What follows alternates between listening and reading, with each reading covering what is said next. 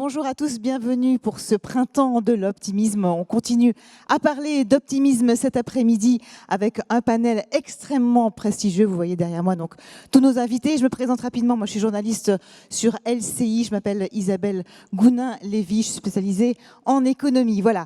Alors, on va parler effectivement donc de la manière dont les médias aujourd'hui arrivent à réenchanter notre quotidien. Donc, de la manière dont les médias donnent pêche et inspiration. C'est notre thème. Et c'est vrai que c'est pas toujours forcément le cas. On dit souvent, c'est la photomédia, on nous accuse de pas être assez positif. Eh bien, on va voir donc justement avec tous nos intervenants comment on peut arriver à être davantage positif aujourd'hui. Alors, je vais vous les présenter. Donc, nous avons à côté de moi Thierry Marx. Vous le connaissez tous, hein, Thierry Marx. Il est chef étoilé, parrain de la 3e édition de l'optimisme. On peut l'applaudir. Je vais m'asseoir parce que vous ne le voyez pas tous très bien. Voilà, donc je m'assois à côté de Thierry Marx. Donc vous êtes le parrain de cette édition du printemps de l'optimisme, également auteur de L'homme positif, savoir être pour durer.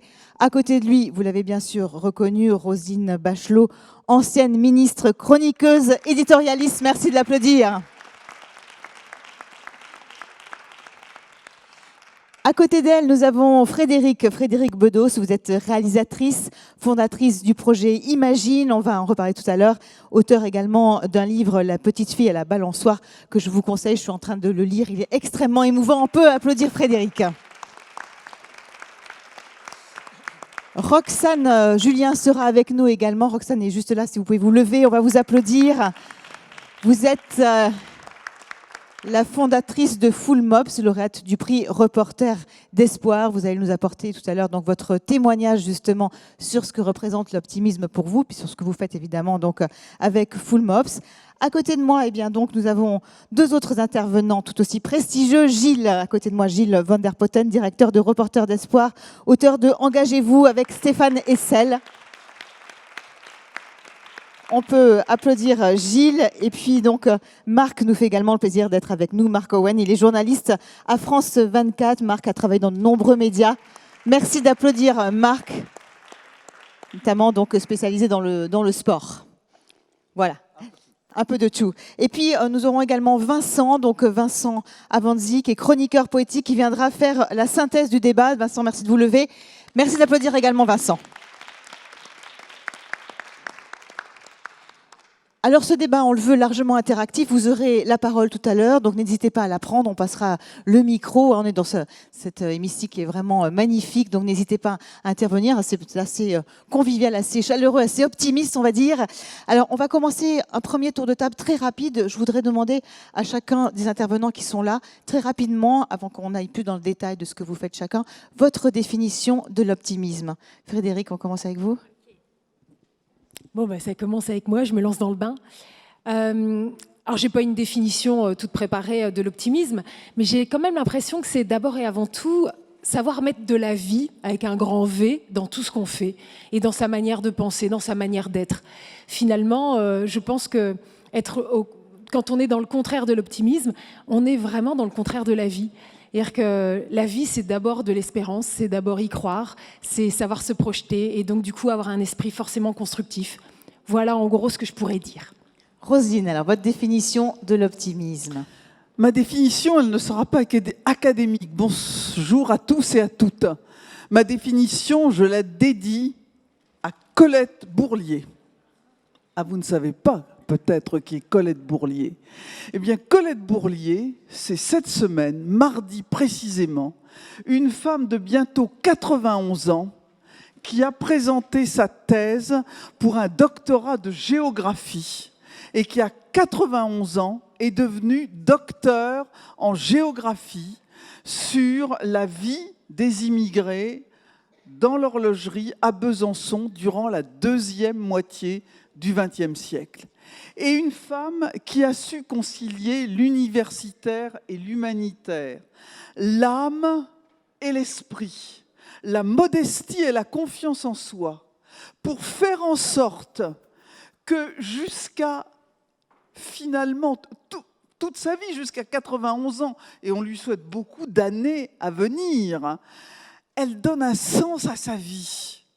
Elle fasse de belles choses. Et quand on lui a demandé « Mais pourquoi si tard ?» elle a dit Il fallait que je m'occupe des autres avant de m'occuper de moi. Eh bien ça, il n'y a pas une plus belle définition de l'optimisme. Ma star, c'est Colette Bourlier. On peut l'applaudir, allez. Hein. Une salve d'applaudissements pour Colette. Thierry Marx. Alors l'optimisme, je ne sais pas quoi répondre. Je ne sais même pas quoi vous dire sur l'optimisme. Ça me paraît être juste le mouvement nécessaire pour vivre. C'est l'évidence ? C'est une évidence pour moi. Donc, je vais revenir à quelques années en arrière et je pense toujours à mon grand-père qui m'a élevé et qui m'a aidé à me construire avec des phrases et des mots valises qui aujourd'hui balisent encore mon chemin. Mon grand-père qui avait fait 14 et il me disait toujours « Oh non, non, non, c'est pas grave ça, il n'y a que la mort qui est irréversible ». Alors, bon, rien ne m'a paru grave, rien ne m'a paru important, et j'avais cette petite veilleuse en moi, et je pense qu'aujourd'hui, avec l'âge que j'ai compris que cette veilleuse, c'était le projet qui éclaire le chemin. Et ça, je me suis toujours dit, je ne peux pas le garder que pour moi. Donc, je vais en faire profiter les autres, et ça donne une forme de rayonnement, et c'est du projet, pour moi, c'est l'optimisme. L'optimisme de regarder devant soi. C'est vrai que par moments, la vie est dure, la vie frappe fort, mais quand il y a un projet, quel qu'il soit, vous relevez la tête. Et de cette expérience-là, je vous dis, l'optimisme, c'est le projet. Les projets nous font vivre, c'est vrai. On continue avec vous, Gilles. Dans le sens de ce qui a été dit, l'optimisme pour moi, c'est la conscience des dysfonctionnements du monde et aussi la confiance dans notre capacité à les dépasser. Cette tension qui peut être créatrice entre problème-solution, difficulté, résilience, et ce que nous, on illustre par le journalisme de solution. C'est vrai que vous êtes un homme de solutions, on va en reparler tout à l'heure, donc il n'y a pas de problème, il n'y a que des solutions. Marc, on va terminer avec vous, effectivement, donc bien de choses positives. Bravo à Gilles. Je suis à côté d'un homme de solutions, peut-être je suis l'homme des problèmes, je ne sais pas, mais j'espère que non. Pour moi, l'optimisme, c'est un choix, je crois, c'est un choix. Il faut choisir sourire, il faut choisir positiver, il faut choisir attaquer chaque jour, comme si c'est le dernier jour. Il faut avoir des solutions personnelles pour résoudre tout ce qui se passe, c'est ça. Dans mon travail, oui, parfois c'est difficile de positiver quand on a la tête toujours plongée dans des mauvaises nouvelles, mais quand même, on peut trouver quelque chose qui va faire penser à quelque chose de plus positif. Les infos, c'est toujours un peu doux, amer, un peu douce, amer, quoi. Mais je crois que de base, l'optimisme, c'est un choix. Donc, il faut choisir. Effectivement. Alors, Thierry, bravo. Donc, bravo à Marc. Bon, on ne va pas applaudir tout le temps parce que sinon on va perdre un peu de temps, mais bon, on les applaudira à la fin. Alors Marc, vous avez accepté d'être le parrain de l'optimisme. Ça représente quoi pour vous justement? Donc vous avez dit, ce sont ces projets qui nous font vivre. Vous êtes également, donc on est dans notre thème sur les médias, hein, quand les médias donnent pêche et inspiration. C'est vrai, donc Marc le disait à l'instant, on nous accuse souvent, nous les médias, d'être trop anxiogènes, de donner des informations toujours négatives. On ne parle que des trains qui n'arrivent pas à l'heure, évidemment. Est-ce que aujourd'hui, justement, avec votre regard, vous avez le sentiment qu'on peut délivrer une information plus optimiste? D'abord, première question, alors pourquoi vous avez accepté d'être le parrain du printemps? C'était évident? Oui, c'était une évidence quand on me l'a proposé. Ce sont des choses sympathiques qu'on vous propose. Alors, être le printemps de l'optimisme, ça me paraît tellement être une évidence, surtout dans un monde, comme on dit, qui est VUCA, volatile, incertain, complexe et ambigu. Donc, si vous ne restez pas optimiste, si vous ne restez pas un esprit disponible, un esprit positif, vous n'avancez pas, vous vous repliez sur votre coquille, vous restez dans votre silo et il ne se passe rien. Donc il faut dépasser ça, il faut les uns avec les autres et pas les uns contre les autres. C'est cette théorie du vivre sans ennemis. Alors effectivement, l'information, moi je suis un citoyen, j'écoute, mais j'essaie de ne pas me laisser gagner trop par mes émotions. Je me dis, oui, ça ce sont des faits, mais comment je dépasse cela? Et c'est ça qui m'anime au quotidien en me disant, mais regardons devant nous, calme, avant et droit, comme disait le général Lott, et avançons avec une positive attitude. Et là, on s'aperçoit qu'en étant positif, en regardant clairement les choses, sainement les choses, finalement, on arrive à catalyser autour de soi un certain nombre de personnes et le mouvement s'agrandit et vous arrivez à faire de grandes choses. C'est ça qui me passionne dans l'optimisme, c'est que c'est plus facile. Et moi, je suis un peu feignant, et quand c'est plus facile, j'y vais. Et je trouve que l'optimisme, c'est facile. De ne pas se fabriquer des ennemis en permanence, c'est plus facile, et on avance mieux dans la vie, on avance mieux dans le monde de l'entreprise et dans le monde de l'enseignement. Et ça, c'est quelque chose qui me tient vraiment à cœur. Je ne suis pas sûre que l'optimisme soit forcément si facile que ça. Parfois, c'est plus facile justement de voir les côtés difficiles, de se dire je ne vais pas y arriver que de foncer. Mais bon, vous avez participé à des émissions médias nombreuses, notamment Top Chef. Alors justement, ces émissions-là, elles sont différentes. Je vais en parler parce que moi, je travaille dans une chaîne d'infos, de ce qu'on peut faire dans de l'info, on va dire, quotidienne, dans de l'info plus anxiogène. Est-ce que vous avez l'impression que ce sont des émissions justement qui peuvent nous redonner de la positivité, nous redonner de l'élan? Moi, je crois que l'outil média est intéressant dans le sens quand il est positif. Quand on fait une émission, vous avez nommé Top Chef, très bien. La vocation de cette émission, à l'époque où je participais à ce jury, mais encore maintenant d'ailleurs, c'était de faire naître le désir de faire ce métier. Un métier qui est exigeant, qui est compliqué. Bon, effectivement, il y a cette volonté de faire du relief, un peu plus fortement pour attirer du téléspectateur, c'est bien vrai, mais je crois qu'il faut rester clair, ce sont des émissions de télévision, d'animation, pour se faire plaisir, et il ne faut pas voir là non plus un message très fort et un message sociétal, c'est une émission de divertissement aussi, donc je crois qu'il faut replacer les choses à leur place. Alors effectivement, je crois qu'il ne faut pas tout mélanger. Je crois qu'il y a, quand on montre le métier de cuisinier au travers d'une émission de cuisine, c'est très drôle de regarder quelqu'un qui ouvre 3 coquilles Saint-Jacques devant les caméras. Le métier est d'en ouvrir 10 kilos par jour, c'est beaucoup moins glamour. Donc la réalité, quand les jeunes gens qui reviennent dans nos métiers après nous disent « Ah, c'est ça quand même le métier. Ah oui, c'est aussi ça ». Donc bon, voilà, ça fait comprendre un métier, ça fait comprendre une règle d'avoir envie de faire d'autres métiers que les métiers qui nous étaient imposés à une époque. Voilà, c'est très bien, mais il ne faut pas aller au-delà. La télévision est notamment une boîte à lumière. Elle s'allume, elle s'éteint. Après, c'est un autre divertissement, etc., etc. Mais il n'y a pas forcément de profondeur là-dedans. Et quand même, la cuisine permet de créer du lien social. C'est ce que vous avez pu expérimenter donc, à travers toutes vos activités, d'ailleurs. Alors là, c'est complètement vrai. La cuisine, pour moi, quand on parle de street food, par exemple, ça a été le plus gros moteur d'intégration. Et à chaque fois que j'ai eu à intervenir dans le monde social, mon sésame, c'était la cuisine. C'est-à-dire que vous entrez de façon très positive dans des problématiques extrêmement intéressantes. Si je prends cuisine mode d'emploi dans le monde de la détention, de faire naître chez un détenu qui est condamné pour longtemps l'envie d'apprendre un métier et d'avoir un projet pour l'après, ça c'est intéressant. C'est vrai que la cuisine apporte un lien social extraordinaire. Et on voit bien aujourd'hui, on a tout numérisé. Et c'est formidable, l'outil numérique est ce qu'il est, mais il est quand même formidable. Aujourd'hui, on a cette envie, notamment d'un jeune public, de se retrouver autour de la cuisine. Vous voyez bien tout cet engouement qu'il y a pour le métier de cuisinier, cet engouement qu'il y a pour aller dîner dans des petits endroits très sympathiques. Donc effectivement, là, il y a un intérêt social dans la cuisine qui est évident. Parce que vous faites beaucoup de choses, je ne sais pas si tout le monde le sait, donc vous intervenez depuis 2002, je le rappelle, en milieu carcéral.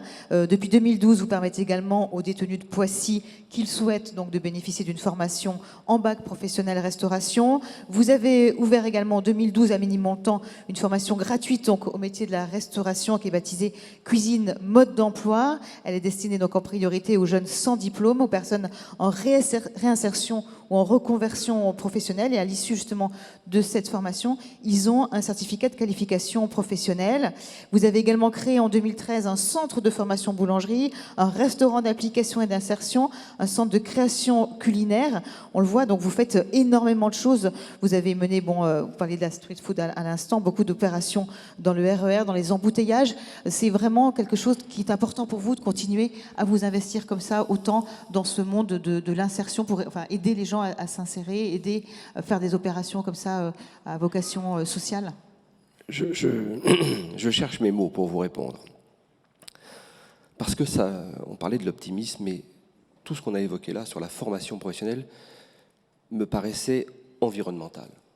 absolument nécessaire. Moi, je viens de ces quartiers qu'on appelle sensibles maintenant, et vraiment, je sentais le besoin de travailler sur la formation professionnelle, sur l'excellence professionnelle dans des quartiers extrêmement difficiles. Donc ça me paraissait être une évidence que la cuisine pouvait aider à cela, pour créer du projet. Et quand on parle d'optimisme, et je l'ai évoqué tout à l'heure, c'est cette idée du projet. Comment je relève la tête? Comment je regarde plus loin que la cage d'escalier? Comment je fais naître le désir d'un projet pour sortir de mon extraction sociale? Dans Cuisine Mode d'Emploi, il n'y avait pas vraiment de message, mais j'ai senti que c'était facile à faire. Et quand on a réfléchi sur cette idée du projet, personne n'a reculé. On s'est dit, on va réinventer le diplôme. Est-ce qu'il faut toujours 2 années pour passer un CAP de cuisinier ou 12 semaines suffirait? 12 semaines, ce n'est pas 3 mois finalement. Donc le projet est court. Donc je peux revenir dans le monde de l'emploi rapidement. Et puis mettre les candidats à l'optimisme face à leurs responsabilités aussi. On leur dit, tout est gratuit, mais la monnaie d'échange, c'est l'engagement. On a un acronyme qui va vous faire rire, mais on l'appelle RER. Rigueur, engagement, régularité. Mais la rigueur, est-ce que c'est le petit doigt sur la couture du pantalon ou c'est ce symbole japonais qu'on dit le shitsuke, où on dit c'est de formaliser son projet. J'ai formalisé mon projet, j'y mets de la rigueur. Et puis finalement, je regarde devant moi, donc je relève la tête, j'y mets de l'engagement et la régularité de venir tous les matins. À Cuisine Mode d'Emploi ou Boulangerie Mode d'Emploi, pas d'absentéisme, pas de retard. Sinon, en 12 semaines, ça ne fonctionne pas. Et bien finalement, on s'aperçoit que comme nos candidats ont repris la posture du projet, ils ont repris la posture de l'optimisme. Et on le vérifie en milieu ouvert, on le vérifie en milieu fermé, et même en milieu ouvert, où des gens, pour certains candidats, la vie a frappé très fort. L'exclusion est quelque chose de terrifiant, qui blesse énormément l'individu. Et on voit en 15 jours, on voit en 12 semaines, des personnes qui tout d'un coup se relèvent parce qu'elles ont mis le doigt sur le projet. Et ça c'est optimiste, ça c'est positif. Et quand on a commencé à monter ça, on s'était adressé au monde de l'entreprise, et c'était Christophe de Margerie, il m'a dit, tu sais, c'est environnemental. On le regrette, ça c'est des paroles d'un monsieur que je regrette, parce que effectivement c'est environnemental, et dans ces quartiers ça redonne de l'espoir. Parce que ce qu'on voit aujourd'hui, c'est une accumulation de frustration depuis 40 ans dans ces quartiers. Donc redonner de l'espoir par l'excellence, ce sont les meilleurs ouvriers de France qui m'ont aidé à faire le programme pédagogique. Donc on a amené dans ces quartiers de l'excellence. Nous avons 0 problème, 94% de retour à l'emploi. Ce qui me permet de constater, pour terminer, que c'est ça, la positive attitude, c'est ça, l'optimisme, c'est de mettre la main sur son projet, même quand les choses ne vont pas bien. Roselyne Bachelot, donc, est-ce que vous regardez vous-même les émissions de cuisine? Je la fais, la cuisine. Évidemment pas comme Thierry Marx, mais j'ai été très sensible à ce qu'il a dit, et je le compléterai par l'optimisme, c'est le refus de toute assignation, c'est le refus de toute fatalité. Je vais vous raconter à nouveau une histoire.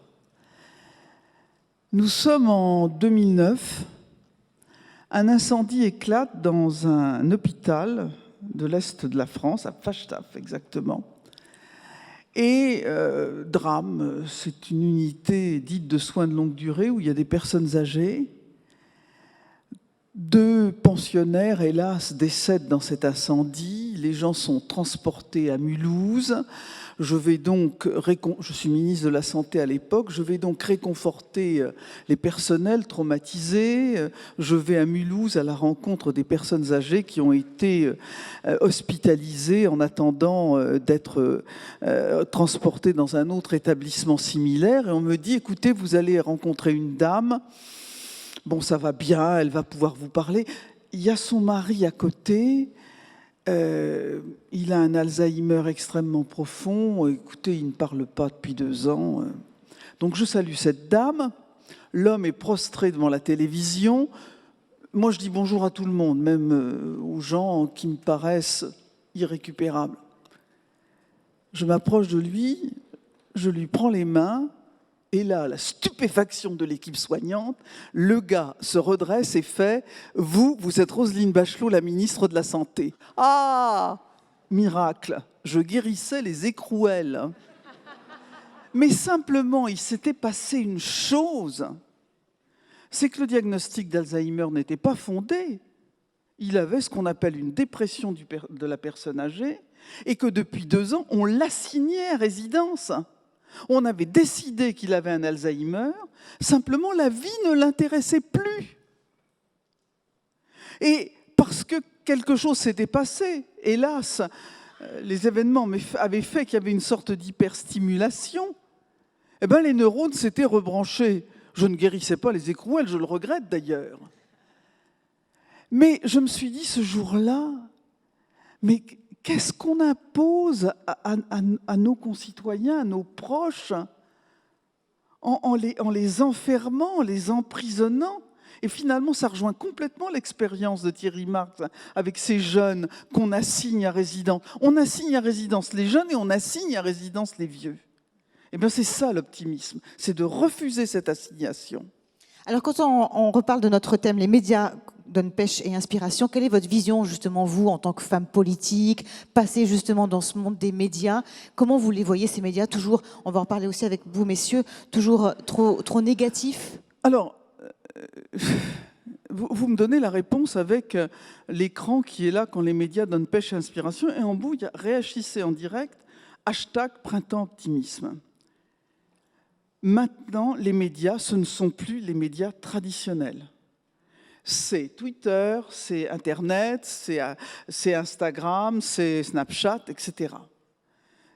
Déjà, et là, ce sont des gens dont je suis la prestataire, mais déjà, les médias sont ailleurs. Et le problème, c'est que les forces du mal ont pris le pouvoir sur ces médias. Qu'est-ce qui sont à l'œuvre? Qui est à l'œuvre sur les médias? Les théories du complot, les théories des extrémismes.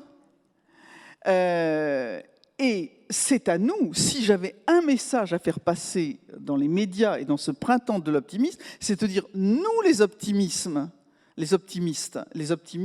et les optimistes, prenons le pouvoir sur ces médias, véhiculons de la bienveillance, véhiculons la promotion de ce qui va bien, des gens qui font des belles choses et des bonnes choses. #printemps de l'optimisme. Voilà, il faut en parler. Je suis sûr qu'il y a des gens qui ont ils n'ont pas fermé leur portable. Et ils peuvent véhiculer ça. Il faut arrêter de parler des médias avec la vision du XXe siècle. Nous sommes au XXIe siècle. Servons-nous des outils de nos adversaires. Avant que vous continuiez, je voudrais avoir une réaction, donc, par exemple, Gilles, sur justement ces forces du mal, ces forces que vous nous avez dit là, hein, les forces du mal ont envahi les médias, vous êtes d'accord? Thierry parlait de la télévision comme boîte à lumière. Il s'agit bien de mettre la lumière sur ce qui fait avancer plutôt que ce qui nous fait reculer, ce qui fait que la France qui tombe, la peur de l'islam, ceux qui cassent la France, etc. Toutes ces unes, souvent dans les médias traditionnels auxquels on est exposé chaque jour, quand on imagine le nombre de messages anxiogènes, négatifs auxquels on est exposé, on se dit qu'en effet, il y a besoin d'un sursaut. Et ce sursaut, de notre point de vue, il passe par la mise en lumière. Thierry Marx parlait de cuisine mode d'emploi. Voilà des initiatives qui sont constructives. Elles partent bien d'un problème, d'une situation de dysfonctionnement et d'une possible réponse. Et de ce point de vue-là, les médias ont non seulement un rôle, une responsabilité, mais il y a aussi un enthousiasme qu'on peut créer. Vous savez, on a lancé il y a 10 ans le Libé des solutions.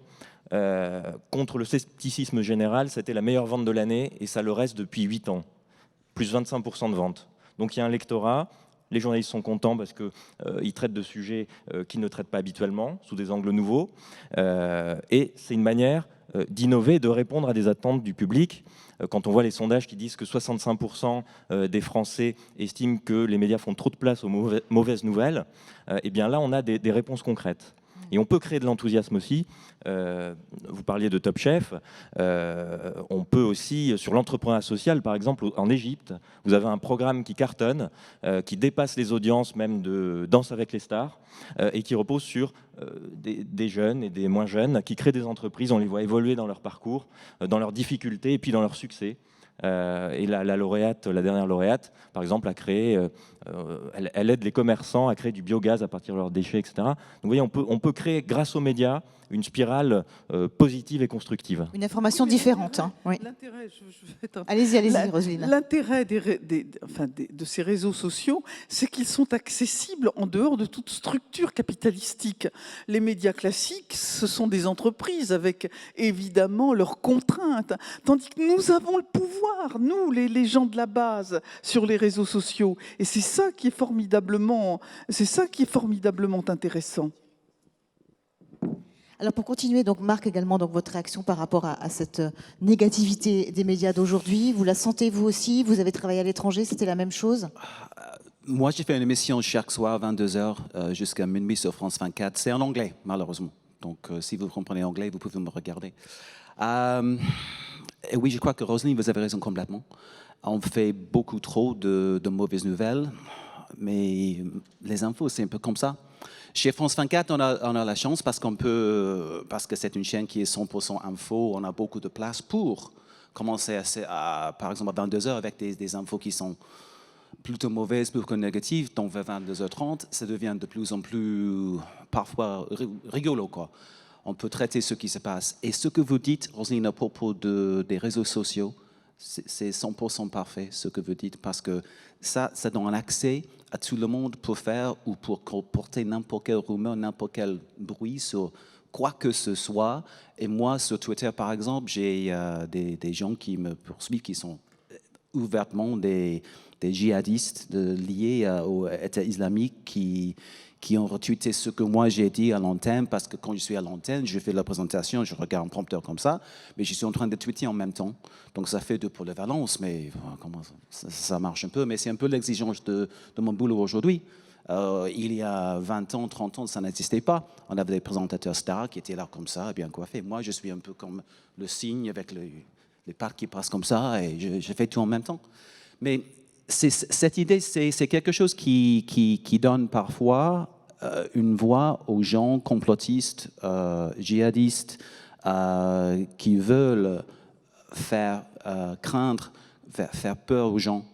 Et je crois que la réaction, c'est comme vous dites, il faut prendre ça en main, il faut parler de ce qu'on veut et ce qu'on attend dans la vie, et il faut ouvrir un compte Twitter, il faut participer, il faut m'envoyer des messages. Moi, je suis à l'antenne et moi, je peux parler de ça peut-être. C'est ça qui est très intéressant aujourd'hui. Il faut faire partie des médias, parce que c'est comme vous dites, et je parle à vous parce que je suis tout à fait d'accord. Nous, des citoyens, on peut prendre tout ça en main. Il ne faut pas attendre que quelqu'un comme moi, dans mon métier, vous raconte quelque chose. Il faut raconter votre histoire. Et par les réseaux sociaux, vous avez l'occasion de faire ça. C'est très important.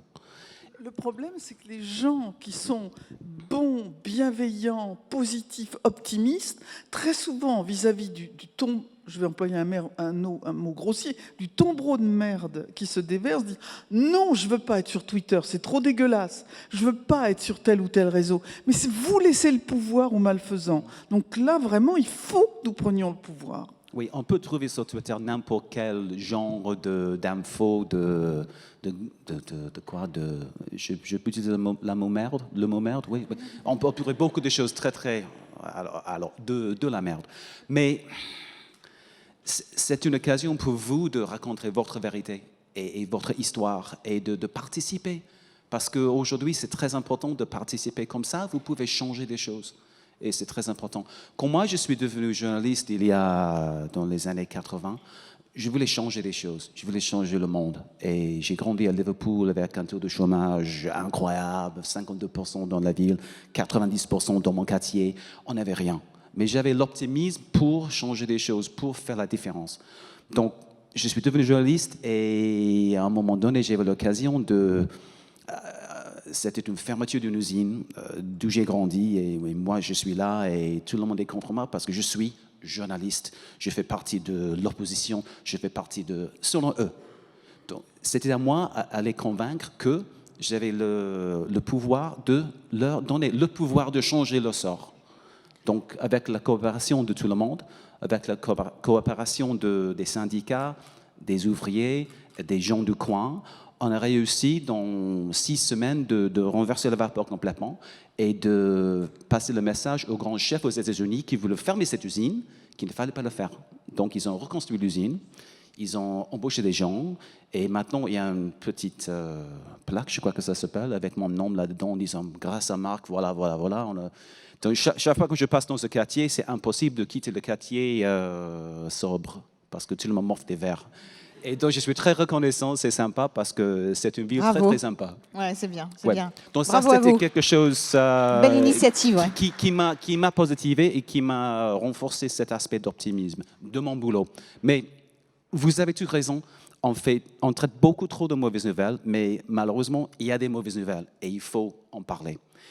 Et je crois que parfois, dans ces nouvelles, on peut trouver des histoires personnelles qui vont donner l'optimisme. Des gens qui, malgré tout, ils vont réussir. Les gens qui, quoi qu'il arrive, ils vont avoir quelque chose de bien à vous raconter. Donc, c'est à nous de faire passer ce message, mais c'est à vous de participer, je crois. Alors j'aimerais qu'on entende Frédéric, mais effectivement sur ce côté, les mauvaises nouvelles, on en donne trop. Vous avez aussi, Gilles, donc établi le fait que finalement, donc on donne la mauvaise nouvelle, mais tout de suite avec, il faut donner la solution. Et d'ailleurs, vous avez réalisé donc une étude, enfin donc en partenariat. Vous allez nous expliquer avec qui. Vous avez fait une étude qui nous dit que finalement, quand on donne à la fois la mauvaise nouvelle et la solution, d'abord les gens le retiennent mieux et ensuite donc sont beaucoup plus réceptifs et sont effectivement beaucoup plus positifs et effectivement on les entraîne pas vers cette avalanche de mauvaises nouvelles qui va provoquer après, on va dire, de côté déceptif, un peu agressif, enfin qu'on peut retrouver dans la société, et le fait que finalement rien ne va bien avec toutes ces mauvaises nouvelles qui nous tombent dessus. Juste un mot donc de cette étude. On a fait une étude avec des confrères américains, en effet, qui témoignent que la fidélisation, l'envie de lire et le sentiment surtout qu'on peut ne pas rester passif face aux événements. Parce que si lui, il l'a fait et je le lis dans cet article ou sur Twitter ou autre, c'est peut-être que moi aussi, je peux entreprendre une action pour résoudre un problème qui me concerne ou qui concerne plus largement la société. Et donc on voit sensiblement vraiment que voilà, ça progresse. Il y a une demande du public, contrairement à ce qu'on dit souvent, mais les gens veulent de la violence, ils veulent de la bêtise, etc. Mais non. Enfin, on voit que c'est différent. Voilà. Et pour prendre un exemple, vous avez peut-être suivi Nice Matin, qui a connu des déboires. Et ben, l'entreprise est en train de se relever grâce à sa version numérique, nouvelle génération. Également. Bravo, bravo Roselyne. Eh bien, les contenus de solution, 7 fois plus d'audience que les mêmes contenus sans solution. Voilà. Donc là, il y a des preuves, il y a du discours par la preuve. Et bien sûr, il faut, pour rebondir sur ce que vous disiez, il faut bien sûr hacker les médias traditionnels tout en travaillant avec eux, parce qu'il y a le premier et le second écran qui nous permet de réagir.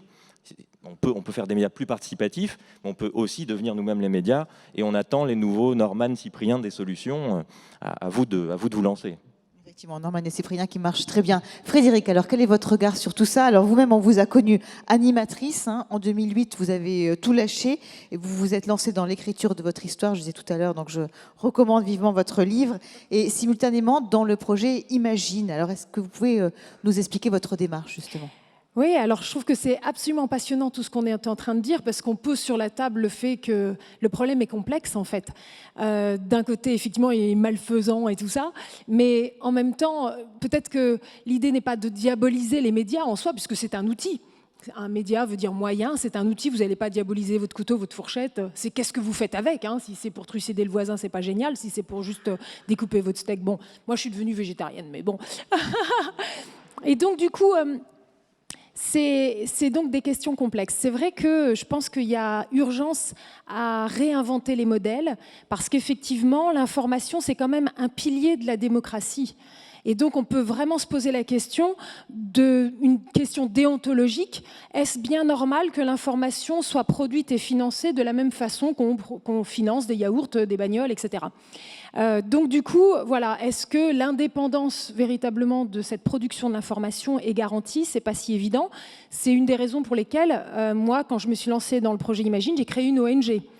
J'ai créé une ONG d'information qui, du coup, finance ces films que par le mécénat. Et donc, du coup, on est effectivement totalement indépendant. Après, mon idée, ça a été de me dire, justement, l'idée, c'est pas de faire le journal des bonnes nouvelles, quoi. Parce que oui, il y a des mauvaises nouvelles, oui, il y a des problèmes qui nous entourent, et il y a urgence à les regarder bien en face. Mais en revanche, il faut avoir le bon état d'esprit pour les regarder bien en face, c'est-à-dire qu'est-ce qu'on peut faire. Finalement, aujourd'hui, j'ai l'impression qu'on est dans une époque où on est surmédiatisé, hein, donc si on veut de l'info, on peut en manger du soir au matin. Maintenant, est-ce que tout savoir nous est bien utile ? Il y a de l'info utile, il y a de l'info moins utile. Et donc, peut-être que c'est aussi là où il faut placer un peu plus le curseur, là où la nourriture va vraiment faire des bienfaits en nous et puis dans la société qui nous entoure. Donc, s'emparer véritablement des sujets sur lesquels on peut agir. Et donc, avec le projet Imagine, ce qu'on fait, c'est qu'on fait le portrait de ce que j'appelle les héros anonymes du monde entier. Voilà, alors expliquez-nous le projet. Ouais. Donc, vous avez commencé avec vos parents, c'est ça, hein? C'est-à-dire, l'inspiration est venue de mon histoire de famille. C'est-à-dire que c'est un peu le puzzle de ma vie. Moi, j'ai fait 20 ans de journalisme à la télé. J'ai commencé à New York, à Londres. J'ai travaillé un peu partout dans le monde. Donc, c'est ma formation. Je suis une femme de médias. Et d'un autre côté, effectivement, en 2008, j'ai eu toute l'histoire de mon enfance qui est remontée à la surface, une enfance dont j'avais jamais parlé pendant toutes ces années. Je viens d'une famille un peu particulière où on était une vingtaine d'enfants adoptés du monde entier, que les enfants inadoptables, vous savez, ceux dont personne ne veut. Et du coup, c'est vrai qu'on a vécu une expérience de vie absolument magique parce que, elle montre à quel point tout est possible sur des enfants dont on avait décidé que pour eux c'était foutu ou en tout cas ça allait être très très compliqué. Mes parents ont posé un regard d'espérance, un regard optimiste. Et ils leur ont permis de se relever. Ils leur ont donné cette chance de pouvoir se relever. Mais comment ? À force d'amour, tout simplement. Et moi, ce dont je me rends compte, c'est que finalement, j'en reviens un petit peu à ma définition de l'optimisme tout à l'heure, quand je disais c'est véritablement tout ce qui permet de remettre la vie en priorité. Et la vie, c'est l'amour. Parce que très sincèrement, une vie sans amour, moi, j'en veux pas, je suis pas pour vous. Et donc, c'est très intéressant parce que ça veut dire que pour risquer de vivre, il faut risquer d'aimer. Et qu'est-ce que nos médias aujourd'hui, avec les malfaisants, font ? Essentiellement, ils distillent effectivement une ambiance anxiogène et donc un climat de peur. Si vous regardez bien, c'est très grave parce que la peur empêche d'aimer. Comment est-ce que vous allez vous approcher de votre voisin si vous avez peur qu'il vous attaque ? Comment vous allez partager si vous avez peur de manquer ? La peur empêche d'aimer. Donc c'est très très grave et donc il faut combattre cela avec espérance, c'est-à-dire remettre l'espérance pour rééquilibrer les choses. Et c'est très marrant parce que je me rends compte, je vous partage ça comme ça, hein, je vais un peu dans tous les sens, mais bon, on est entre nous et on brainstorm.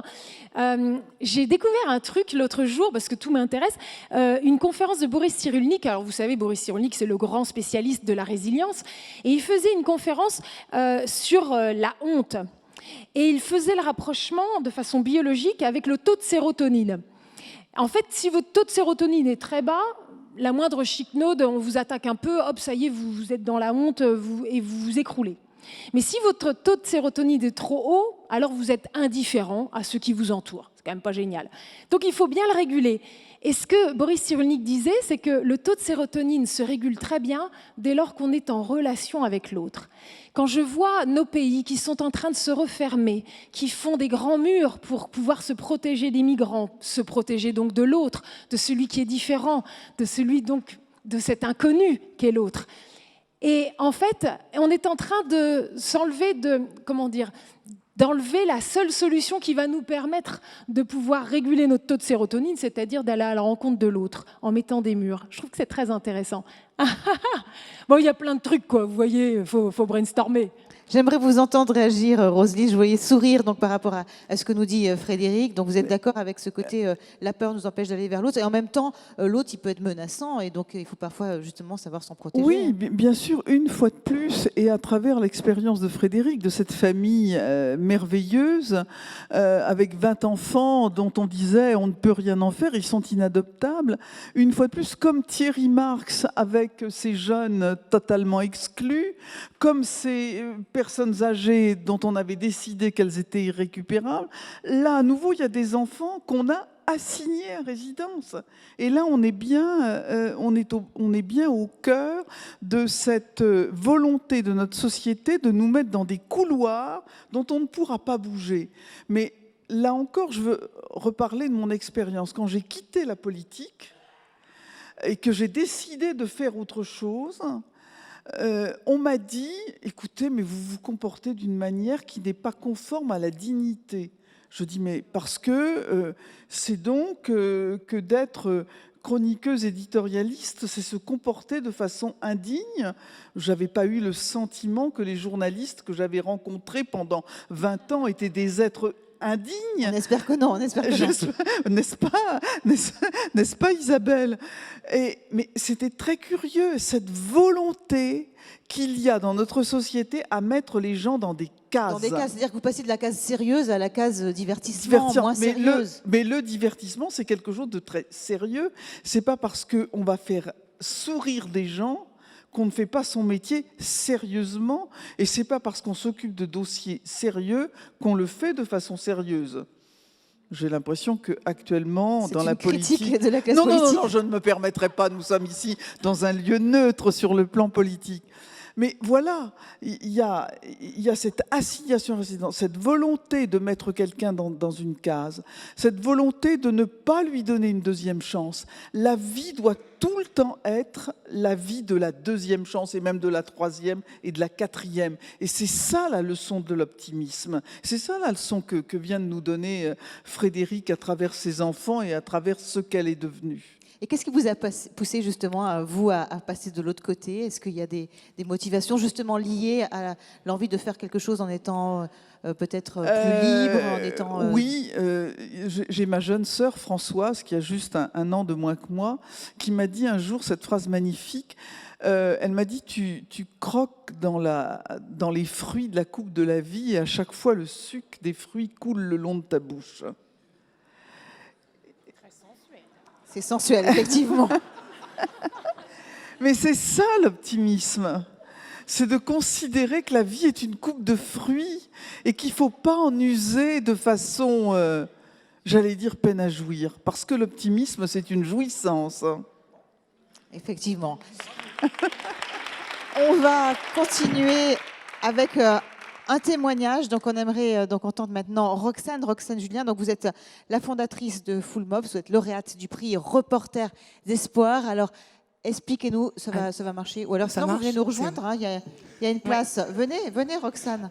Allez. Vous allez prendre la place de Thierry, voilà, vous avez la place d'honneur. Pression. Merci, pression. On applaudit Roxane. Voilà, donc vous nous rejoignez et vous allez nous expliquer donc qu'est-ce que vous faites, comment fonctionne Full Mobs. Alors, Full Mobs, nous, on s'est posé la question, qu'est-ce qu'on pourrait faire justement de positif si on réunissait 500 personnes pendant 2 heures? Et donc, en fait, à partir de ce format-là, on a voulu innover et se dire, oui, on peut en faire des choses et pas que des manifestations. On peut aussi faire des choses positives, des choses constructives. Donc, l'idée, c'est Full Mobs, c'est la plateforme qui aujourd'hui va accueillir tous les projets qui vont avoir ce format-là, c'est-à-dire ponctuels et qui ont besoin de beaucoup de monde. Pour vous donner quelques exemples pour illustrer, il y a eu des projets qui sont lancés pour demander à 100 personnes de les aider à retaper un camion. C'était un projet qui travaillait sur l'insertion des femmes par la cuisine. Il y a eu un projet qui a demandé à 300 personnes pendant une après-midi de recenser tous les endroits d'une ville accessibles en fauteuil roulant. Il y a un autre projet qui, de façon plus digitale, dit en fait, si on était 6000 à effacer des emails, en fait, on économiserait 250 000 jours de lumière sur les serveurs. Donc en fait, cette idée-là... Donc il faut qu'on efface nos emails alors, hein, c'est oui. ça. Donc on a compris. Alors on va se mettre à tweeter et à effacer les emails. On a des choses très concrètes à faire là en sortant d'ici. Voilà, donc en fait, moi, le projet qu'on a, c'est justement mettre en avant ce format-là de ponctuel et de collectif, à la fois parce que c'est l'occasion de proposer des nouveaux formats d'engagement citoyen qui sont plus flexibles, plus accessibles, etc. Et aussi de pousser un peu la créativité dans le secteur de l'économie sociale et solidaire, d'arrêter les tracts à la sortie de métro, mais d'arriver à faire parler de certaines causes différemment. Donc voilà, donc ceci dit, ma plateforme recense énormément de projets. Donc je trouve ça intéressant qu'on soit invité aujourd'hui à parler en tant que média, parce qu'effectivement il y a beaucoup de matière sur cette plateforme. Par contre moi je suis plutôt une pragmatique, donc je vais plutôt vous parler de mon expérience en tant que projet depuis 1 an qu'on a été créé. C'est vrai que moi, la notion, ou l'image que j'ai des médias, c'est pas tellement une notion de bonne ou de mauvaise nouvelle, c'est une notion de temporalité qu'on n'a pas forcément abordée ici. C'est que j'ai l'impression que les médias traditionnels vont parler de ce qui s'est passé hier et que justement ils s'attendent un peu la preuve que ça s'est bien ou mal passé pour en parler, mais que ça s'est passé. Là où les médias, justement, les nouveaux médias, que ce soit les réseaux sociaux et donc éventuellement des plateformes comme les miennes, c'est-à-dire qu'on n'a pas besoin d'attendre que ça soit passé, on va plutôt annoncer ce qui va se passer demain et après-demain. Et donc inviter les gens à être dans un format plus d'action. Oui, mais alors on peut aussi se dire qu'on surréagit, qu'on va trop vite. Enfin, je voudrais bien vous entendre tout à l'heure aussi, messieurs, là-dessus, parce que cette information qui va trop vite, elle fait qu'on n'a pas forcément de recul sur les choses. Oui, mais alors, pour vous prendre un exemple très pratique, on a eu une campagne, celle des emails là, dont je vous parlais. On a eu donc plusieurs médias qui ont repris ça, notamment France Info et Le Monde.fr. Donc nous, on a forcément été très fiers de pouvoir dire que de si grands médias ont parlé de ça. À eux deux, on a eu 10 personnes qui se sont mobilisées sur cette action-là. On a eu 2 blogs beaucoup moins connus, qui s'appellent Et pourquoi pas Colline et le Made in Marseille. À eux deux, on fait des articles qui ont réuni 300 personnes. Donc en fait, dans on va dire le profil des gens qui lisent tel ou tel média, on va pas avoir la même taux de transformation ou la même réaction. Donc moi, c'est plutôt pareil. Pour nous, c'est très important d'avoir des grands médias qui parlent de nous. Et si on m'a aussi invité à parler aujourd'hui, c'est en tant que lauréate de Reporters d'Espoir, qu'est-ce que ça m'a aidé, à quoi ça m'a aidé. Effectivement, c'est vrai que ça nous ouvre énormément de portes, justement parce qu'on a ce logo légitimité des grands médias. Donc effectivement, pour nous, c'est très important comme projet. Par contre, je pense que pour ouvrir un peu le débat, je pense que les médias doivent aussi évoluer et avoir un rôle d'action. Ce sont des acteurs de la société et qui ont un rôle citoyen à avoir. Vous m'avez fait peur, Roselyne. J'ai cru que vous partiez. Alors Thierry Marx a dû aller en tant que parrain, excusez-le. Hein, donc je vous explique, il a dû aller rejoindre tout à l'heure l'ensemble d'autres personnes. Mais Roselyne, je me suis dit, elle ne va pas nous quitter aussi. Donc vous restez avec nous. Hein. Oh, formidable, formidable. Excusez-moi, donc continuez, Roxane. Non, voilà, mais c'était juste, puisqu'on brainstorm apparemment, aussi poser ça comme question, est-ce que les médias traditionnels n'ont pas aujourd'hui un rôle plus actif dans la société à prendre, où ils doivent aussi être source de propositions, en faisant attention forcément, s'ils sont jugés partis, ça risque de poser des problèmes, mais comment aussi on peut transformer ce rôle-là?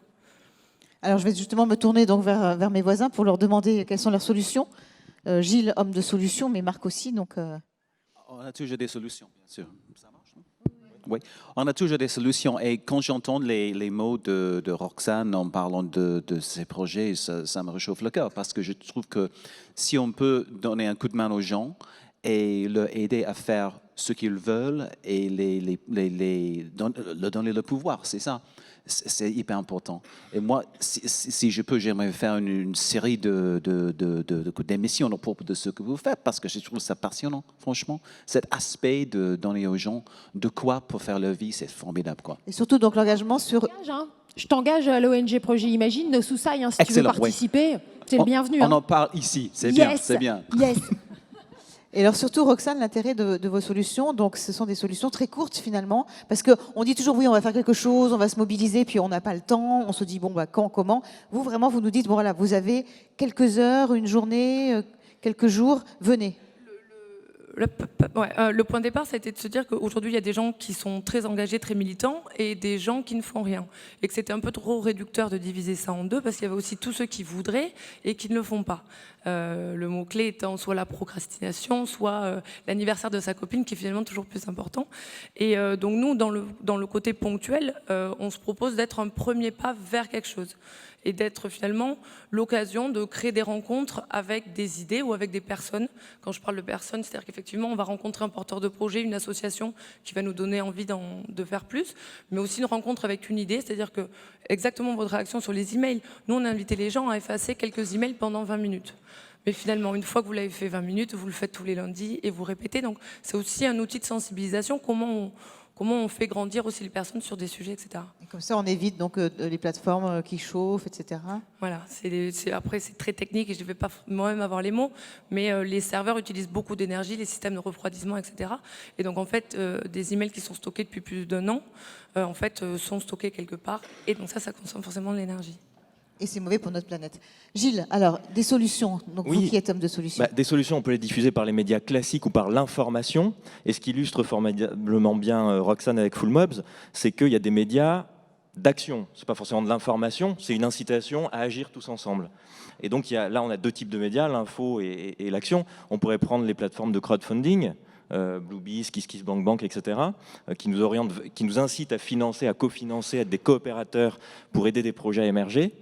Et c'est là tout ce qui est formidable sur le net, c'est qu'il y a plein de nouveaux formats qui émergent. Bien sûr, aujourd'hui, l'innovation, elle se fait sur le net, aussi et surtout. Il y en a presque trop, parfois on ne sait pas toujours comment se repérer. Hein. C'est vrai, mais justement, il y a des plateformes d'agrégation qui permettent de faire ça avec des vérifications et autres. Mais quand vous voyez la manière dont on peut hacker les médias, entre guillemets, je pense à l'initiative des Yes Men, que vous connaissez aux États-Unis, c'est des activistes, des néo-activistes. Eux, ils ont sorti un faux numéro du New York Times. Ils l'ont diffusé à plus de 100 000 exemplaires dans les rues de New York pour annoncer, il y a quelques années déjà, la fin de la guerre en Irak.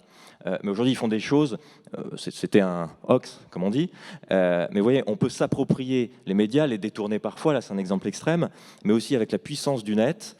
Quand on voit les chroniques écologiques du professeur Feuillage, par exemple, c'est un truc qui vient d'émerger sur le net, on vous parle d'écologie de manière humoristique. C'est un peu, le professeur Feuillage, c'est un peu Fred et Jamie sous amphétamine. Enfin, c'est un truc vraiment très, très dynamique et sous acide, entre guillemets. Fred et Jamie, c'est pas sorcier, hein, c'est ça? Voilà, c'est pas sorcier. Enfin, il y a des manières de revisiter tous ces programmes traditionnels grâce au net et de manière indépendante ou en partenariat avec des médias traditionnels. Voilà, donc Full Mobs, c'est un exemple de ces plateformes qui rejoignent d'une certaine manière l'optique des médias qui veulent diffuser l'action. Frédéric, oui, votre solution à vous alors? Disons, en tout cas, ce que j'essaye de faire avec cette ONG d'information, c'est une ONG d'information qui est censée donner envie d'agir. Et donc, en fait, les 2 piliers du projet Imagine, c'est d'un côté, oui, on fait des films qui vont vous informer, mais avec espérance. C'est ce que j'appelle vraiment le journalisme avec espérance, et c'est notre ligne éditoriale.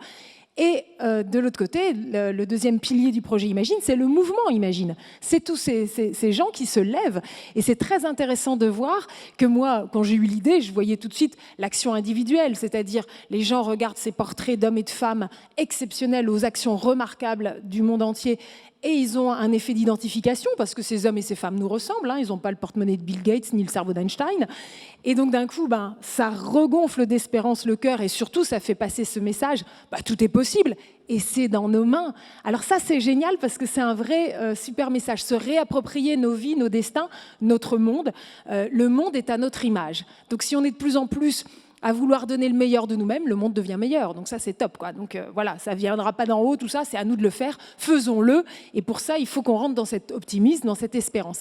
Et du coup, ce mouvement Imagine, c'est non seulement des hommes et des femmes qui se lèvent de façon individuelle, mais c'est aussi de l'action collective.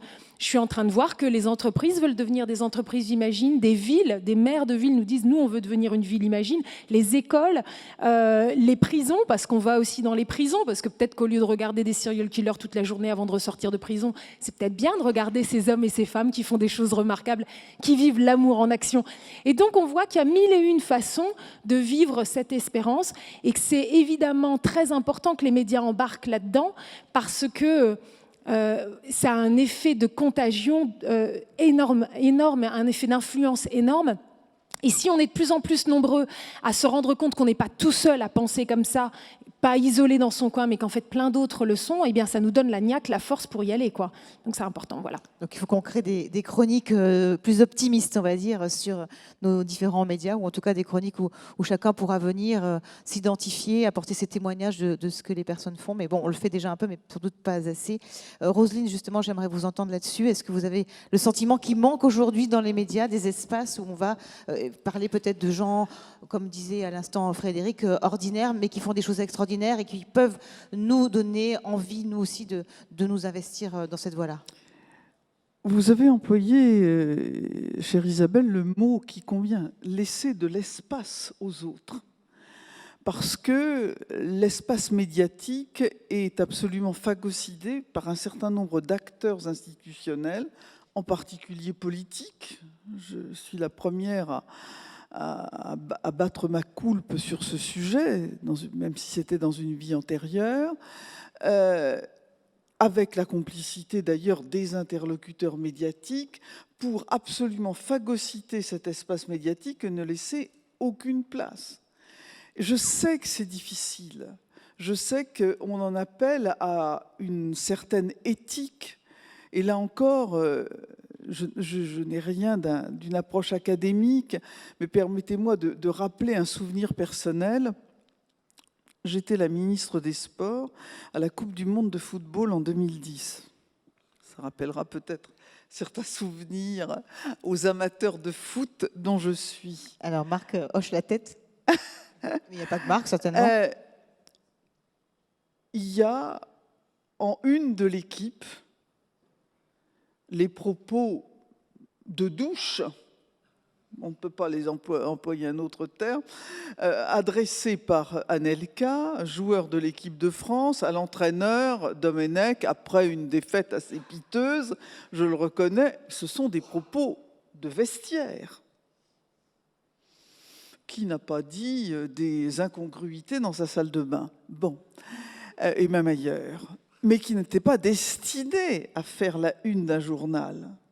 Je suis ministre des Sports à Johannesburg et on me demande de réagir. Je refuse de réagir parce que je trouve qu'un ministre des Sports, une ministre des Sports en l'occurrence, n'a pas à intervenir sur des propos de vestiaire d'un joueur vis-à-vis de son entraîneur. Sous l'effet d'une pression médiatique du monde politique, enfin d'une pression du monde politique d'un côté et du monde médiatique de l'autre, après 27 coups de téléphone, je crois que c'est 24 exactement, de mon attaché de presse à mon cabinet parisien, je vais faire un communiqué. Et cette affaire va littéralement envahir l'espace médiatique. Je vais faire ce qui n'est jamais arrivé à un ministre, l'ouverture du JT de TF1 5 jours de suite sur un propos de vestiaire. On se dit qu'on devient fou, c'est vrai. Je ne veux pas le répéter, hein, mais je faisais appel à certaines pratiques que certains réprouvent et sur lesquelles je n'ai pas de commentaires, comment dirais-je, de valeur à émettre. Mais comment voulez-vous qu'avec ça, avec la complicité d'une opinion publique nécrophage et nécrophile, de médias vendus à des objectifs purement capitalistiques et d'une classe politique qui veut faire parler d'elle, on laisse de la place à la bienveillance, à la positivité, à l'optimisme. Donc j'en appelle à l'éthique. Bravo, effectivement.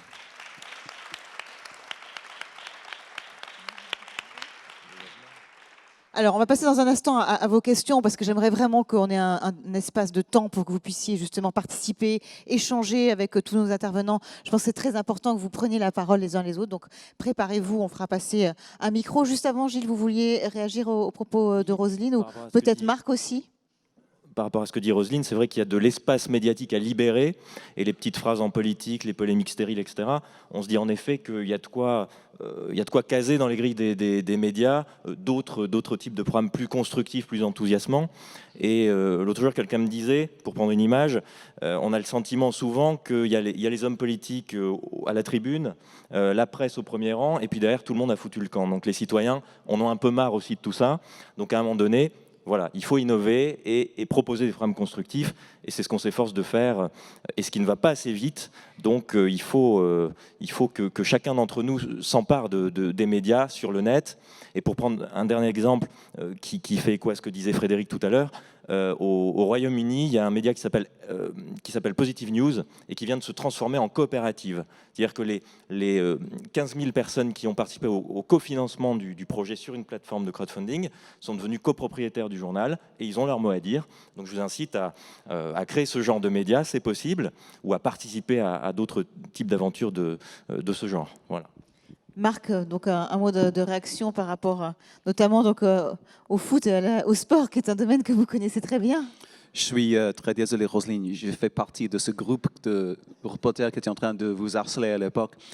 Moi, j'étais en Afrique du Sud en 2010 et je me rappelle très bien de cette histoire de Nicolas Anelka et Raymond Domenech, oui, bien sûr. Et en tant que journaliste, on cherche à savoir simplement les pensées des gens de haute qualité, comme vous, Roselyne, à l'époque, et toujours, bien sûr, de haute qualité, bien sûr. Mais la chose qui est importante, et pourquoi cette histoire faisait la une des JT, de l'équipe et de tout le monde, c'est que je crois que les équipes de foot, les équipes de rugby, les équipes de sport, voilà, ça fait partie de l'optimisme du pays. Et je crois qu'il y avait dans certains avis cette idée que l'optimisme de la France était trahi par ses propos, trahi par cette attitude pourrie dans l'effectif. Et c'est pour moi qui dis ça, c'est des joueurs à l'époque qui maintenant on reconnaît que c'était une attitude très très pourrie qui a miné complètement et qui a aplati complètement la France, l'équipe de France dans ce tournoi. C'était un gros échec, quoi.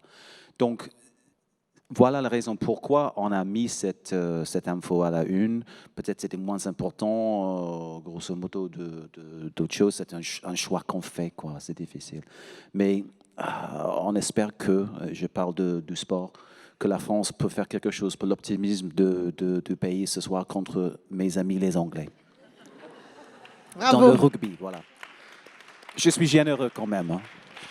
Alors, on va vous donner la parole, mais juste avant, donc j'aimerais que Vincent Avanzi, qui est poète d'entreprise, donc nous donne quelques éléments donc de synthèse de cette première table ronde qu'on va continuer ensuite, bien sûr, avec les échanges. Donc, nous allons poursuivre avec vous.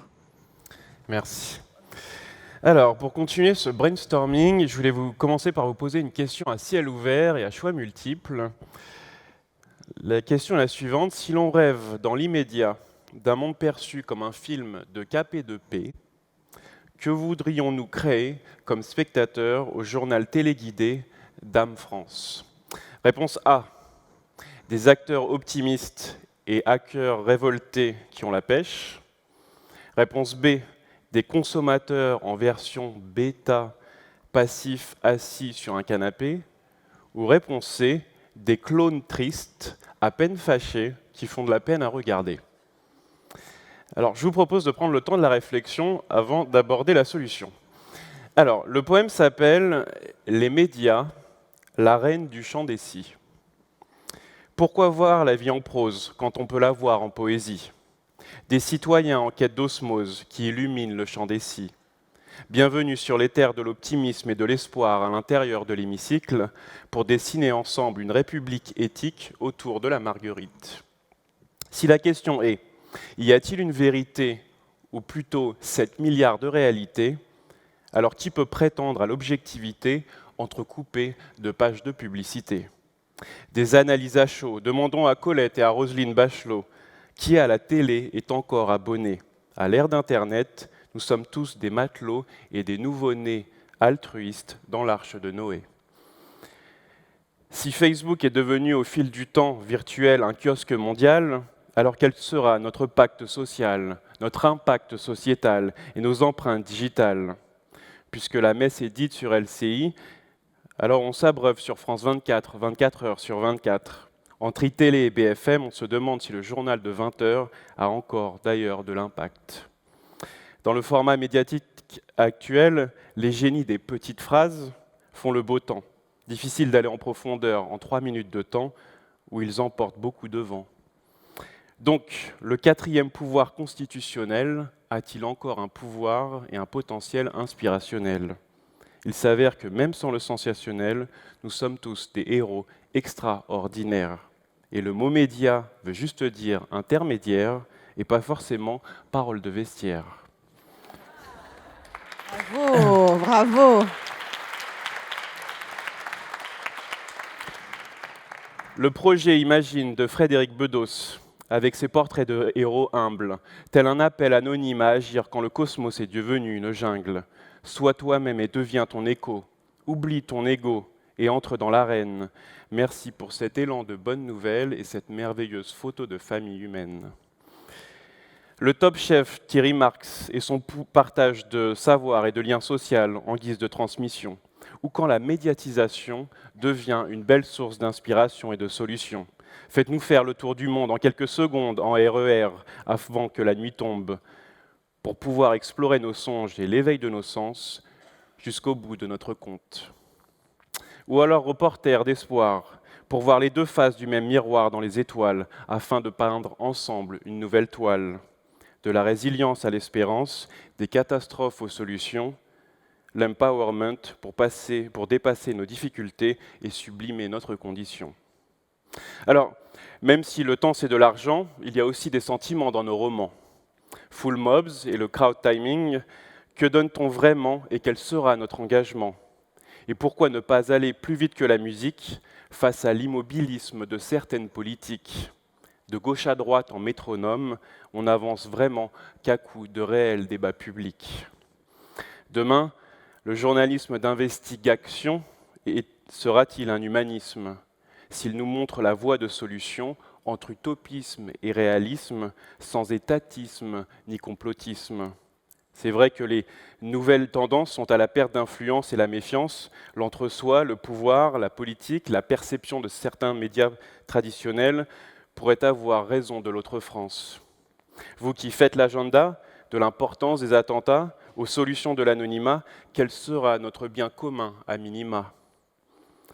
Car certains se demandent si les masses médias de divertissement ou d'analyse sont devenus une arme de distraction massive d'une société à la dérive.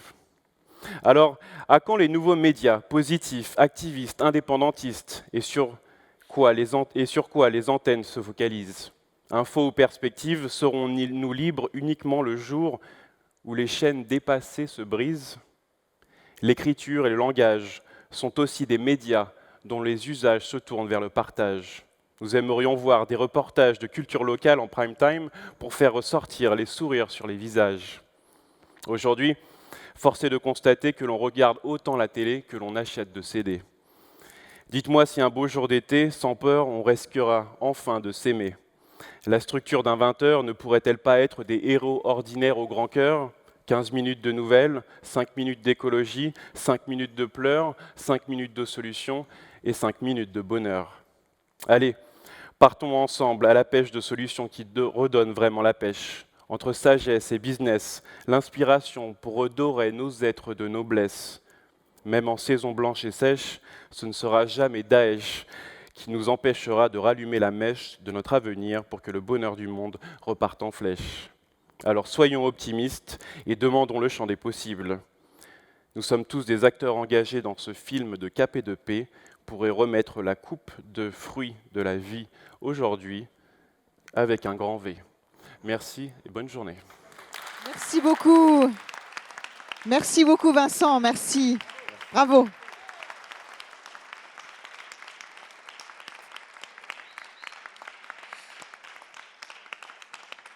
Alors, vous avez la parole, n'hésitez pas à la prendre. On a un petit quart d'heure là pour discuter ensemble. Donc voilà, on va vous passer le micro, madame, monsieur ensuite. Pas mal de mains qui se lèvent. Donc c'est parti, allez-y. Bonsoir, je suis correspondante de presse au Journal La Provence et j'habite Manosque, près d'Aix-en-Provence. Très jolie ville, Oui. hein, très jolie ville. Je m'attache à rédiger des portraits de jeunes qui réussissent et qui font donc des choses positives. Nous avons donc initié une série à la fin de l'année dernière qu'on a appelée La Belle Histoire. Et dans le cadre de cette série, j'ai interviewé un jeune garçon qui s'appelle Emmanuel, âgé de 15 ans, qui a le syndrome d'Asperger et qui néanmoins réussit à l'école. Et pourquoi est-ce qu'il réussit? Parce qu'il a la passion de l'histoire et des livres d'histoire. J'ai donc réalisé une page entière, où il y a eu de très très belles photos de lui. Et la suite est très intéressante, c'est que de nombreux lecteurs ont été touchés par cet article et par le portrait d'Emmanuel. De nombreux lecteurs nous ont contactés pour lui envoyer des livres d'histoire. Et même encore, il y a la semaine dernière, quelqu'un m'a contacté. Mais je voudrais vous lire juste un tout petit extrait du mail de la maman d'Emmanuel qu'elle m'a envoyé pour vous montrer que, à un petit niveau, mes articles ont eu un impact. Aujourd'hui, Emmanuel est en 3e et il est en tête de sa classe. Il a pris confiance en lui. Ses professeurs qui ont lu l'article, car l'article a fait le tour du collège, ont un autre regard sur lui. Ses camarades de classe le considèrent aussi différemment. Et d'ailleurs, 2 élèves vont faire un exposé sur le syndrome d'Asperger en sciences, ce qui va permettre à un plus grand nombre de comprendre cette maladie. De plus, j'ai une amie qui a un petit garçon de 4 ans, atteint du même mal, qui est scolarisé à l'école internationale et qui rencontre des difficultés avec les professeurs, lesquels rejettent son enfant. Elle se sert donc de l'article pour montrer que ce syndrome n'empêche pas la réussite. Merci beaucoup, merci pour votre témoignage. Merci. On va prendre une autre question. Gilles, vous voulez dire un mot en attendant ? Vous êtes une formidable reporter d'espoir puisque vous avez compris que les médias pouvaient être une force de démultiplication d'initiatives et d'inspiration, une force d'inspiration. Et jusqu'à demain, d'ailleurs, je vous incite à postuler. L'appel à candidature pour le prix Reporter d'Espoir, qui met à l'honneur des journalistes pour ce type justement d'initiative que vous entreprenez, c'est jusqu'à demain, donc n'hésitez pas.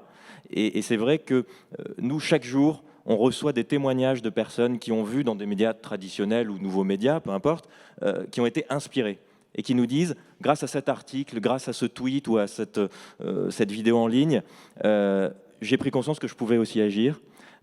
Ou moi-même, porteur d'initiative, grâce à la médiatisation, des personnes sont venues me voir pour faire la même chose, pour venir dans mon centre d'hébergement de personnes handicapées. Enfin, on a tout un tas d'histoires comme ça qui créent, voilà, les médias créent de l'envie, de l'action et du résultat concret.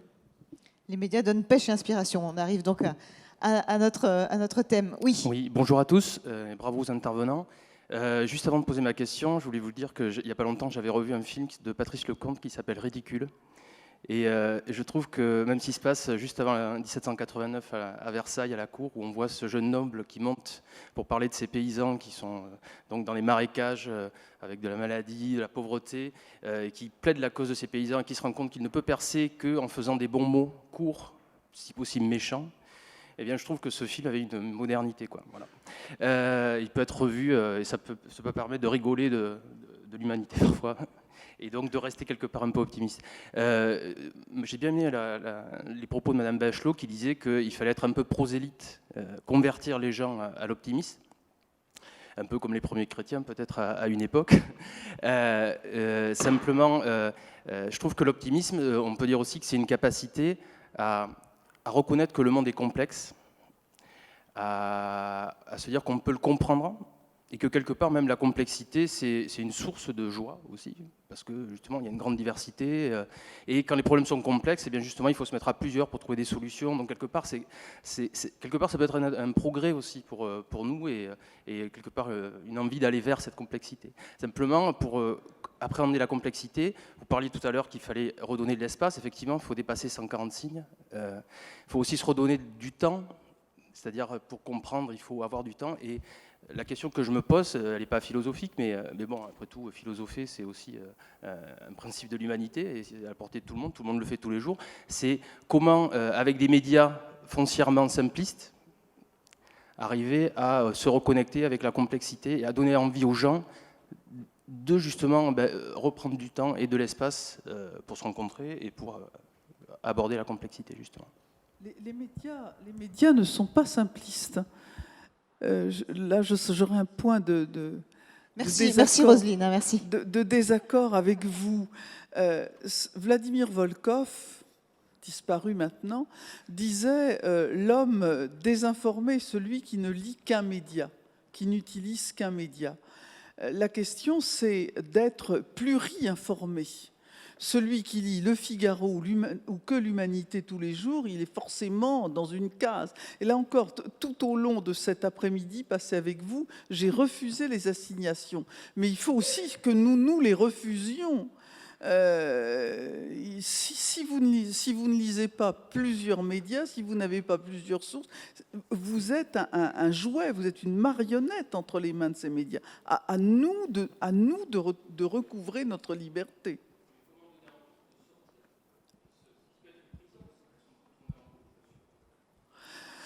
Un des éléments, c'est certainement, ça se fait d'ailleurs dans certains établissements d'enseignement, de donner aux jeunes les outils qui permettent l'analyse des médias.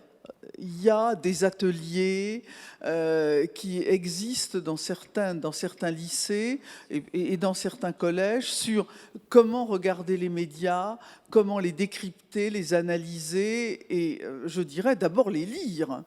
Quand on sait qu'il n'y a pas 15% des garçons et 10% des filles qui lisent un journal tous les jours, c'est un drame dans notre pays aussi.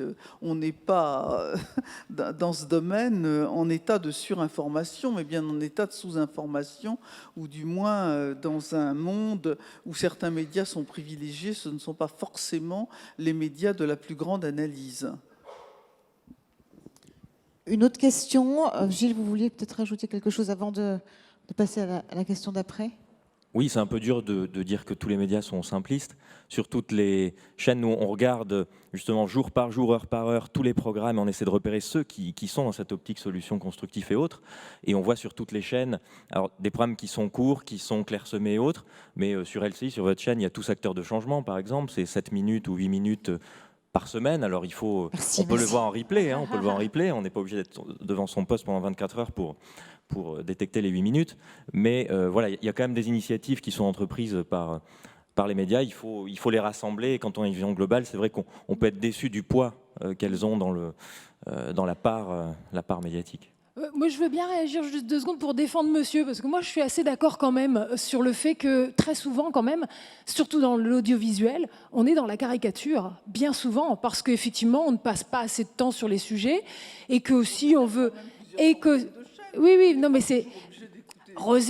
Roselyne, ça je suis d'accord, mais n'empêche qu'il y a les médias les plus puissants, c'est quand même ceux que la plupart des gens regardent, et donc il y a aussi une responsabilité de ces médias à essayer de ne pas mettre de l'huile sur le feu, rajouter à la caricature, mais pour cela il faut prendre un petit peu de temps pour traiter les sujets, et quand on les traite super vite sur des sujets qui font 1 minute et demie quand c'est sur des sujets complexes, bah forcément c'est un peu difficile d'être dans la subtilité, donc je trouve quand même qu'il y a un sujet, donc évidemment qu'on va toujours trouver la perle rare, le truc un peu élitiste et tout, mais est-ce que c'est véritablement là où il y a toute la grosse audience? Pas forcément, et il y a une responsabilité de la part de celui qui diffuse cette information caricaturale. Cher Frédéric, on n'est plus au temps de l'ORTF quand même. Je suis d'accord, chère Roselyne. Les médias ont changé, on a du temps. On a du temps, ça c'est pas forcément vrai. Il faut décider d'en prendre, on n'est pas obligé de passer de Danse avec les stars à... Non, mais je crois que... un certain... Je peux regarder Danse avec les stars. Pas non, mais je crois qu'il y a beaucoup de gens aussi, quand ils finissent leur journée, ils arrivent et ils n'imaginent pas qu'on les informe pas très bien. Ils sont très naïfs. La plupart des gens croient que tout ce qui passe à la télé, c'est dit à la télé, donc c'est vrai. Et donc, ils vont comme ça manger des fois des trucs qui sont plus de l'ordre de la désinformation que de l'information, et ils ne vont pas forcément avoir le temps d'aller voir ailleurs, dans d'autres médias, le fait qu'en fait, c'est peut-être pas tout à fait... Voilà. Vous savez ce que alors là, on va quand même un peu se défendre, là, je crois. C'est que tout le monde, les classiques, c'est quelque chose que tout le monde voudrait avoir lu et que personne ne voudrait lire. Il y a des émissions excellentes et quand on les a vues, on se dit « Qu'est-ce que c'est bien, merde !» Est-ce que je peux faire un peu de publicité pour ma boîte? Je vous invite à regarder France 24. Il y a beaucoup de place, beaucoup d'analyses, beaucoup de discours, beaucoup de reportages. Je voulais vous dire, s'il vous plaît. J'avais pas de vision simpliste, je vais notamment vous dire pareil au service pour public LCI. de l'information, France Inter, notamment des médias qui prennent du temps aussi. Mais des chaînes ça, privées également. Par contre, on a parlé de l'école et je pense que voilà, c'était aussi peut-être de voir comment il y avait des initiatives qui pouvaient être prises pour les jeunes, que ça vienne des médias sociaux ou de l'éducation nationale, qui peut-être un jour soit partenaire de... Alors on va continuer parce que je voudrais quand même que vous ayez encore la parole. On n'a plus beaucoup de temps, monsieur. Je voudrais vous remercier pour ce débat. Je suis vraiment ravi que les médias donnent la pêche et l'inspiration, et surtout que vous en fassiez état. Et j'aimerais juste souligner que être optimiste dans les médias, c'est une exigence dingue. C'est extraordinairement difficile. C'est une ascèse. Parce qu'en réalité, quand on va chercher l'optimisme, au fond, on part, et vous l'avez dit, Monsieur Marx, on part de ce qui ne va pas, profondément de ce qui ne va pas. Sinon, c'est simple. Et quand ça ne va pas, on doit trouver la lumière. Et trouver la lumière quand on touche à ce qui ne va pas, jusqu'à la noirceur, jusqu'au fin fond de l'âme, dans la plus noire, parfois, qui a vécu un problème terrible, qui peut être le cancer, qui peut être... les problèmes ne manquent pas. À ce moment-là, aller chercher la lumière, la mettre en évidence est déjà une exigence, mais en plus, que cette lumière puisse être un modèle pour d'autres et puisse être quelque chose qui guide, qui puisse guider, qui puisse aider, ça c'est encore une autre exigence. Et je suis vraiment ravi de ça. Moi je dirige un magazine qui depuis 1922, sa création aux États-Unis et 1947 quand il est arrivé en France, met en avant des gens ordinaires qui font des choses extraordinaires. D'ailleurs, vous avez repris ça tout à l'heure, madame, des gens ordinaires qui font des choses extraordinaires. Et cette semaine, j'étais avec un journaliste, nous étions avec une maman, vous parliez de l'école, monsieur, nous étions avec une maman qui a perdu sa fille suite à du harcèlement scolaire. Sa fille s'est suicidée chez elle. Vous imaginez jusqu'où elle est allée et jusqu'où on va la chercher. Pourquoi? Parce que cette maman a créé une association et maintenant elle va dans les écoles. Et en réalité, qu'est-ce qu'elle fait? Elle fait un travail extraordinaire et elle sauve des vies. Et nous, entre le moment où il y a le problème, où elle trouve une solution et là, on l'accompagne médiatiquement dans cette solution, on le fait avec une empathie folle. Alors il y a de l'exigence d'un côté et il y a de l'empathie sur tout le long du chemin. C'est quelque chose d'ailleurs que j'ai entendu hier matin dans le débat d'ouverture du printemps de l'optimisme. Et voilà, je crois que c'est l'optimisme, c'est cette exigence, dans la presse, dans les médias, c'est cette exigence et cette empathie.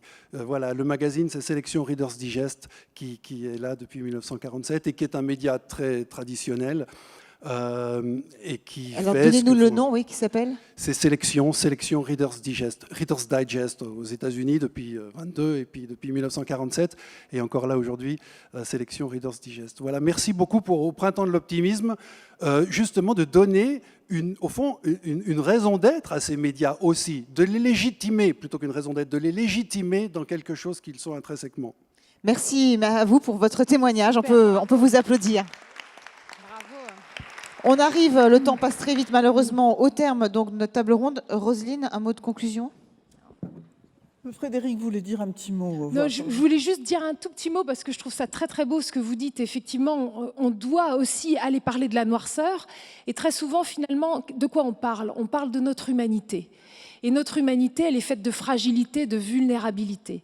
Et ce qui est très beau, c'est que là où nous sommes dans une société où il faut être le plus fort, etc., donc la fragilité, c'est vu comme quelque chose de négatif, et bien de voir que finalement, notre vulnérabilité, notre fragilité, c'est pas juste de la faiblesse, c'est même rarement de la faiblesse finalement. Et c'est quand nous nous réconcilions avec cette vulnérabilité qui est de notre condition humaine tout simplement, que nous commençons à goûter à la véritable force, celle qui fait que nous sommes obligés de bâtir des solidarités. Et donc je trouve que c'est absolument merveilleux cette façon que l'être humain a de pouvoir transcender comme ça, ce qui peut d'abord sembler être de la noirceur, il va en sortir quelque chose de très lumineux. Quand je fais le portrait des héros du monde entier, ce sont des hommes et des femmes qui sont effectivement ordinaires, c'est-à-dire ils ne sont pas parfaits, ils ont leurs fragilités, ils ont leurs défauts, mais ce qui est merveilleux, c'est de voir que malgré cela, ils peuvent faire des choses extraordinaires. Et c'est là qu'on trouve l'héroïsme. Et donc là, d'un coup, on se rend compte, mais ouais, moi aussi, ok, je suis peut-être pas parfait, mais je peux faire aussi quelque chose de fantastique. Et ça, c'est une bonne nouvelle. Merci beaucoup, Frédéric. On peut vous applaudir, effectivement. Merci de l'applaudir. Roselyne, le mot de la fin. De conclusion, puisque vous me faites l'honneur de me demander ce mot de conclusion. Finalement, l'optimisme ne sera pas dans les mains des puissants. L'optimisme ne sera pas dans les mains de ceux qui détiennent le pouvoir, que ce soit les politiques, les entreprises ou les grandes entreprises médiatiques. Ils sont entre les mains de ceux qui vont bientôt prendre le pouvoir, qui vont souhaiter donner un nouveau souffle à la démocratie. L'optimisme, c'est profondément une des conditions et un des buts de la démocratie. Et finalement, à travers les trop courtes interventions de ce soir, que ça vienne d'une journaliste, d'un associatif, d'un citoyen de base, ouais, on va prendre le pouvoir par l'optimisme. J'ai bien fait de quitter la politique. Merci beaucoup, merci à tous nos intervenants. Merci à vous tous pour votre participation. On se retrouve ici même donc dans une demi-heure pour la suite des débats. Et bonne journée et continuez donc sur cette voie de l'optimisme. Merci encore.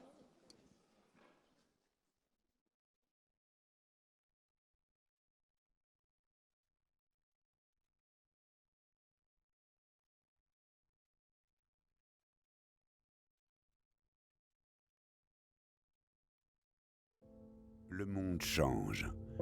Chaque jour, nous sommes exposés à de graves problèmes qui alimentent la peur et l'immobilisme, au risque de décourager ceux qui voudraient faire face. Les citoyens dans l'adversité doutent d'une politique sous influence, éloignée de la vie quotidienne. Des révoltes s'élèvent des banlieues, des entreprises sombrent dans la crise. Les bouleversements écologiques menacent les équilibres du monde. C'est une réalité, et c'est le rôle des journalistes de la refléter. Mais le monde est complexe. Alors notre rôle de journaliste, c'est de refléter toute la réalité. C'est aussi une conscience qui s'éveille face aux bouleversements écologiques, des entreprises qui se réinventent dans la crise, des talents qui se révèlent dans les banlieues, une politique qui influence la vie quotidienne, des citoyens qui agissent ensemble dans l'adversité, se réunissent pour faire face et défient la peur et l'immobilisme.